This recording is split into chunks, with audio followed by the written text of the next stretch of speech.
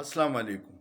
बोल न्यूज़ के bureau chief Sadiq जान को अपने ऑफिस के सामने से नामालूम अफराद ने उठा लिया।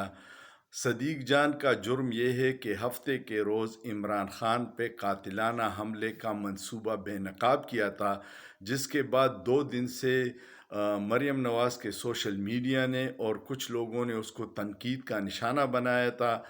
आपको बताता चलूं कि सदीक जान की एक केस में एफआईए ने बुलाया था और उसकी बीबीए करवाई गई थी, ज़मानत कबल अज़ गिरफ्तारी। उसके बावजूद आज उसको उठाने का मकसद सच की आवाज़ को दबाना है। लेकिन सच तो सामने आता है। ये सोशल मीडिया का दौर है। एक सदीक जान चुप होगा तो 10 सदीक जान और अरशद शरीफ बोलना शुरू कर देंगे। खुदारा मुल्क पे रहम कीजिएगा। ये हम सब का मुल्क है। ये सारे मुहिब वतन है। ये अपने मुल्क से मोहब्बत करते हैं, इसलिए आपकी गलतियों पे तनकीद करते हैं कि इसकी इस्लाह कीजिए। ज़रूरी नहीं है कि आप तनकीद का जवाब किसी को उठाना, तशद्दुद करना और जुल्म और जबर से आवाज़ दबाने की जवाब दे।